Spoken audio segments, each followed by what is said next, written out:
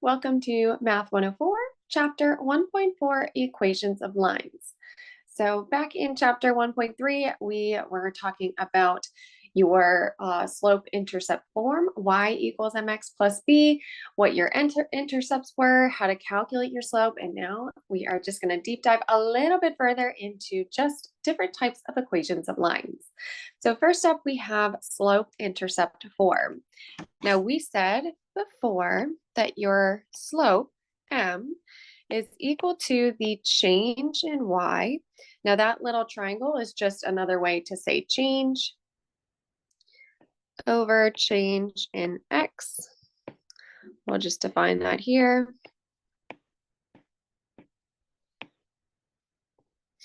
Which is equal to your rise over your run.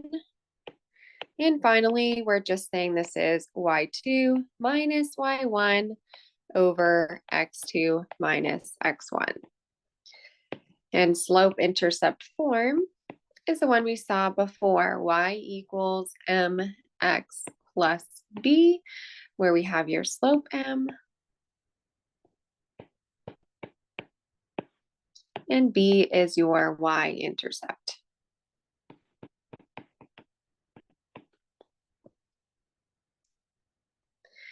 Now your slope is just how we get from point to point, and your b is where your original y value is starting. Anytime you have your x value of 0 and your y value is b, in this case, some number. So for example 1, it says an appliance repairman charges $60 for a service call plus $25 per hour for each hour spent on the repair. Assuming we can model this as a linear function, write the equation of the function. So see if you can pause the video and come up with an equation. So right off the bat, the repairman is going to come and he's going to charge you $60 no matter what he does. And then for every hour that he spends in your home, he is going to charge you an additional $25. So from an hour to another hour to the next hour to the next hour, you're going to be tacked on $25. So that 25 is actually going to be your slope.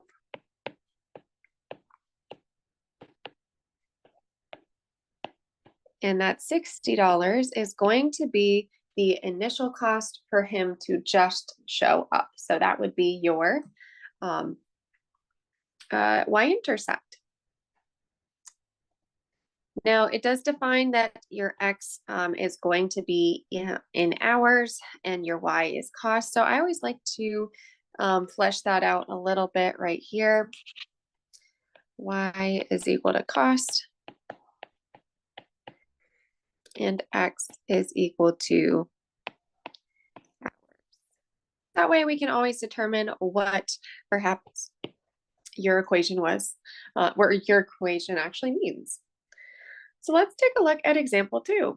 It says a business depreciates its $800,000 building using straight line depreciation over 10 years, with the depreciated value in dollars at the end of each 10 years. See the table.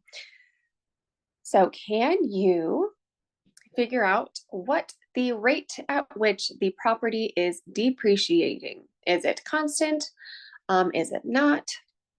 So when we talk about this rate, we are really looking at your slope. Can you find slope?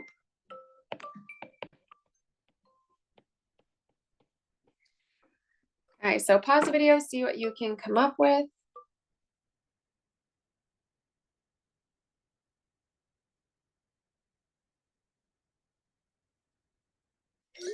All right, so sorry, just kept getting a call. All right, so finding your slope given a series of points. So notice that your x values, your years, is just going up by 1. So the change in your x values, and if you're ever if you can't determine what is x and what is y, a good rule of thumb is x is always going to be a time value. Well, not always, but the majority of the time, it's going to be any sort of time. So months, years, seconds, hours, that is going to be your X, which means the following is going to be your Y. The reason for that is that X is also, X is your independent variable. It goes without bound, use something that you can't really cap or control. We can't control time, therefore, it is going to be your independent variable. Whereas the following is dependent on the independent variable. So your value of your business or your building is depending on the year. So it's super, it initially, right? Initially, it's a lot of money, or it's worth a lot of money, and then slowly we're decreasing over time.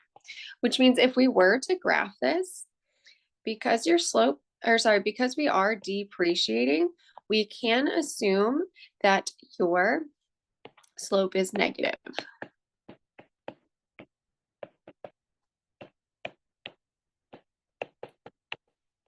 That's what it means to be depreciating, right? We're getting smaller and smaller and smaller. So if your change in your X value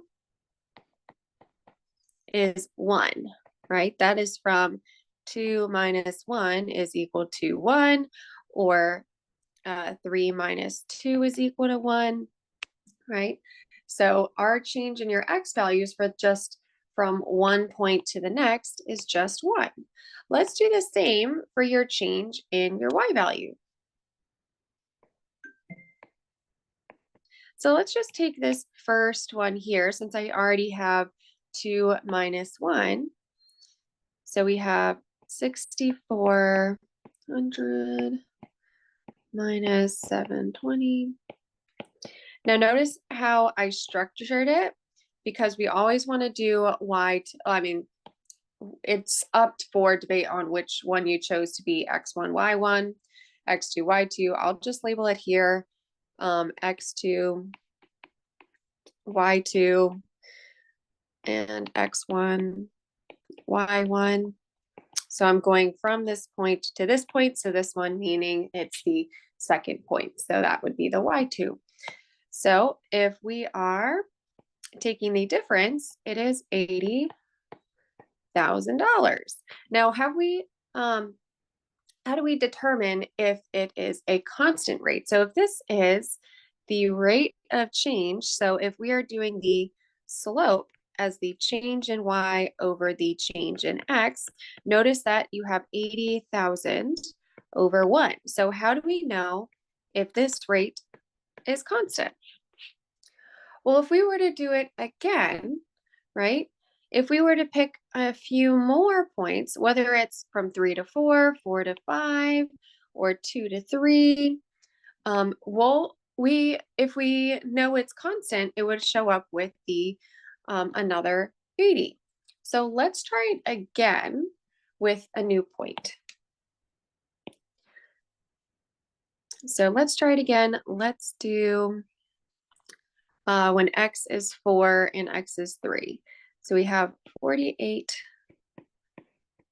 minus 56 all over 4 minus 3. What does that come out to be? What comes out to be 80. Now ours is negative, right? We do have that negative over here that I did not include, so we're going to put that in there as well. And that makes sense because we did initially say your slope is negative because we are depreciating over time.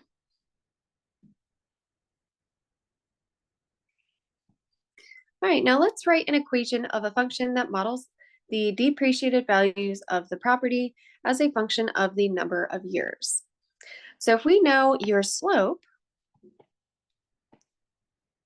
is negative $80,000, then in order to create your equation, y equals mx plus b, so far we have your negative 80,000 x plus b. So we are missing your b. So what is your b? Did they tell us? Well, let's reread the question. It says a business depreciates its $800,000 in its business using straight line depreciation over 10 years. So in that sentence, did they give us your slope? Or you're not your slope, your y-intercept? They did. So they actually said, hey, this building was worth this much. And notice that your X values, they did not conveniently include 0 as your X and 800,000 for your Y. Now we could slip that in here if we wanted. Maybe I make this little line right here. I can say 0 and 800,000. And then its next depreciation, if we were to subtract these two, again, would be 80,000 in difference. So your B, we now know to be 800,000.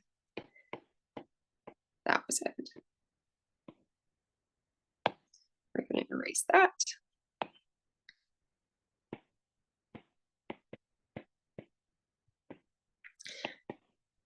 Okay, so now can you come up with a sentence to determine what the negative 80,000 is? And so same thing with the 800,000. Well, the negative 80,000 is the rate at which we are decreasing over each year.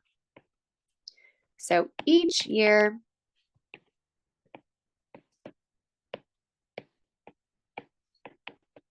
the building depreciates, I cannot spell, $80,000. So each year the building depreciates $80,000 or at a rate of $80,000.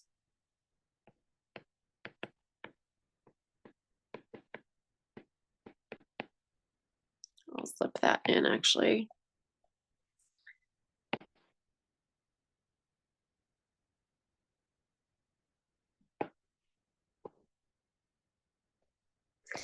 Whereas your 800,000 is just initially the building was worth $800,000 initially at the start of 10 years. And there you go. So hopefully it's getting a little bit easier determining what the context of your values mean, because that is a modeling, this is a modeling class. That's like half the battle, is to bring meaning to some of these numbers that you're seeing.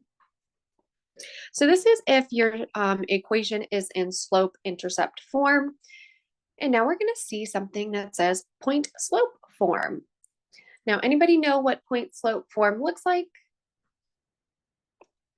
So it is y minus y1 is equal to m x minus x1. Now, if you were to throw in your points into y's and these x's, if you have multiple points, you can certainly do that, but then you're trying to find your slope. Whereas point slope form, you really only have room for one point and its slope. So with all of your variables, because there's a lot of y's and a lot of x's, what is your point, or where is the point? Well, your point is coming from your x1 right here, your x coordinate, and your y1 is your y coordinate. This is coming straight from the point x and y, and this should really say perhaps x1, y1, right? Try to only fit one point into this equation for it to actually work. Now you're also have room for your slope here, and there you go. So let's try example 3. Write an equation for the line that passes through the point -1, 5 and has a slope of 3/4. Pause video, see what you can do. All right, so if we have your slope of 3/4 and your point of -1, 5, and we have y minus y1 is equal to mx minus x1. Okay, so we can go ahead and replace some of our values. I'm going to just erase a little bit and just throw it right in. 3/4. You have 5 as your y value, and then you have a -1. So I'm going to have to put parentheses because ours is already a negative. So that double negative will change your equation ever so slightly. Y minus 5 is equal to 3/4 x plus 1. So if they're just looking for an equation, there you go, right? However, more likely, instead of your point slope form, they might ask for slope intercept form. So what that might look like is changing this into y equals mx plus b. Now, no one of these is forcing you to do point slope form. So if you're comfortable doing the slope intercept form, that is perfectly fine. So we can do instead, let's see. Yeah. So we can do, if we're trying to convert, so sorry. If we're trying to convert, I'll just get rid of this.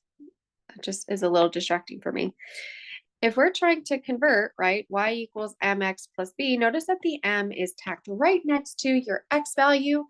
So let's go ahead and try to distribute this 3/4 throughout the entire expression. So we're going to distribute. With distributing, we are moving that 3/4 throughout your parentheses. 3/4 x plus 3/4.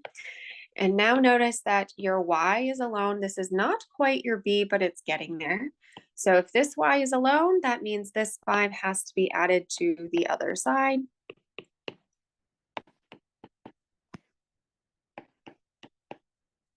So we have y minus, so sorry, y is equal to 3/4x plus 3/4 plus 5. And at this point, if you wanted to put this into your calculator, 3/4 plus 5, that is perfectly fine. Just making sure that it either goes back into a, what is it called? Back into a fraction. So in order to do that, again, how to do your fraction, like the nicer looking fraction, hit math over to frac. And we're doing the first one, and we said it is 3/4. We said plus 5. We have 5.75. Now, if you know how to put that into a fraction, great. Otherwise, you can try to hit this math button here again, and then converting that first one that will create your value into a fraction again. So 23/4.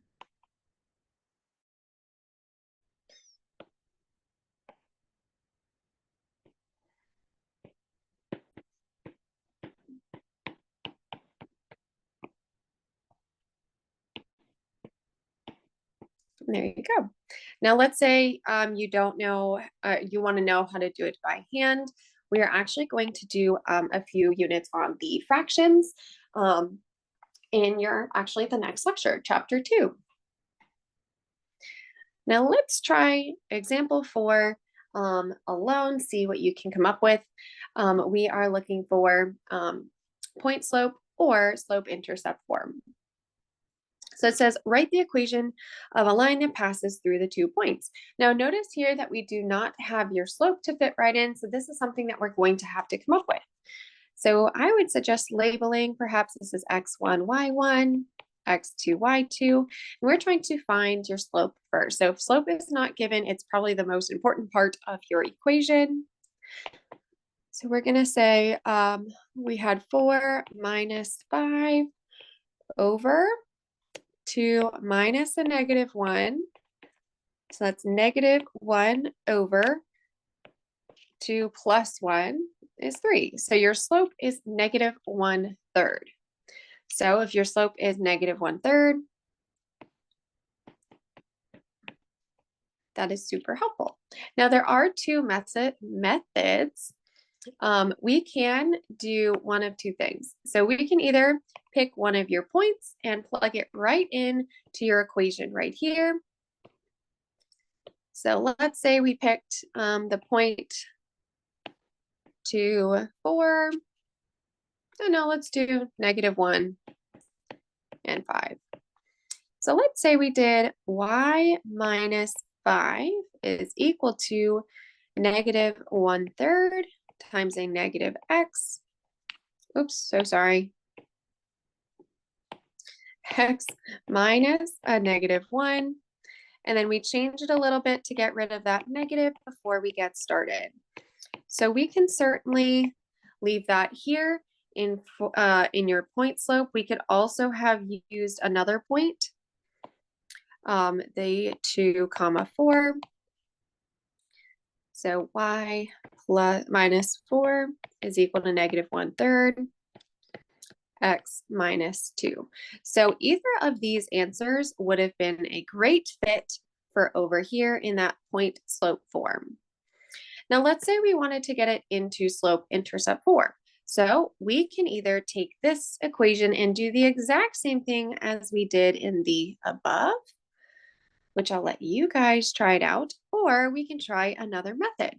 So if you're not a huge fan of distributing and bringing things over the equal sign, then this might be your thing. This other method is we could just work with the slope intercept form equation to begin with.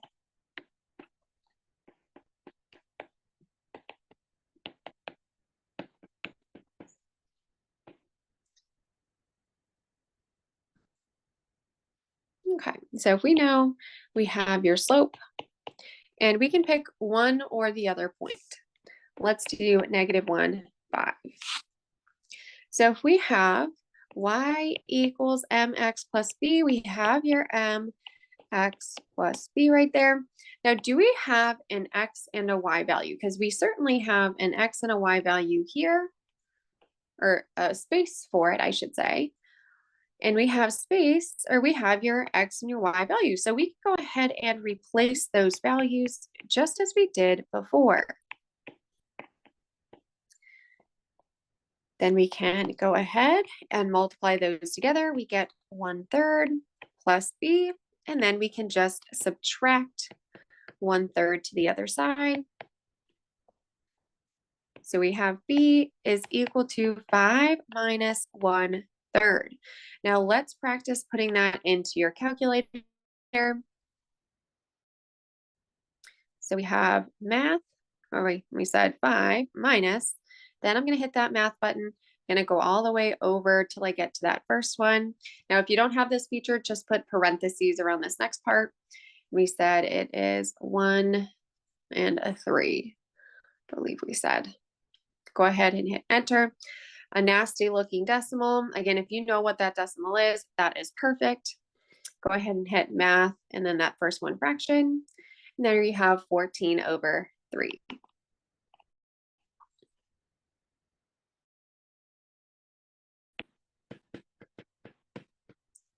And then we can just put it all together. So y is equal to -1/3 x plus 14/3. Now, it doesn't matter which point you have picked, or if you use the other method over here and then distributed, it is totally up to you. But we should all get the same exact answer. Now let's try example 5. So if you haven't paused the video, definitely try to pause the video and then use one or another method. I will show both here. So we have 2 points. We do not have our slope, so that is something we have to get right away.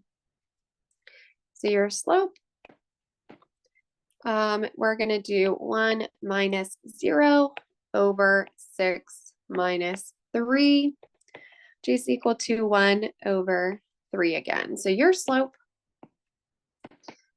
is 1/3. You also have the point 6, 1. So if we were to make an equation, we have y minus 1 is equal to 1/3, parentheses, x minus 6. So that could be one of your equations that you use in the future. You could have also done it with the other point, 3, 0, y minus 0, which is just going to be itself, 1/3, x minus 3. So that's another one that you can use. And let's say, before I do the other method, let's say we pick one or the other to do your distribution. The easier of the two, I'm hoping that you see it, is the one that includes the 0. So if we needed to change this into y equals mx plus b form, notice that this becomes y is equal to 1/3 x minus 3, which means we just need to go ahead and distribute that 1/3 through. Y is equal to 1/3 x. And then we have -3 times 1/3, which is, and you can put the 3 over a 1, which is a fraction multiplied by, again, another fraction where we just multiply straight across. Now, if you struggle with fractions, you could also put that into your calculator, but in our next section, we are going to be working with fractions and how to manipulate them and make you feel a little bit better. Now we have -3 over 3. You just multiply your numerator with your denominator, which then becomes 1. So I'm going to erase that as being 1. So that is one way. You can certainly do it with this one up here. When you distribute this in, you could also get 1/3 x, and then you would have -6 times 1/3, where again, you just multiply straight across. So this would become -6 over 3, which -6 divided by 3 is equal to -2. And then you can just add the 1 to the other side and notice that you are in the exact same equation. So that is just the one of your options with your method. The other is to use that second equation. So if we know that you have 1/3 and you have any of your points, let's just do the easy one. 3 is equal to 0. Sorry, 3, 0. So if we have y equals mx plus b, we can just fit in what we have. So y is now 0. M and x, we said this is 1/3 and a 3, which we can just multiply straight across. Any whole numbers, just put it over 1. So you have 0 is equal to 3 over 3 plus b, which is just another way to say 1. So 0 is equal to 1 plus b, and subtract out the 1. So b is equal to -1. Bringing it all together, we should have y equals 1/3 x minus 1, or for your point slope, you can have one of two equations.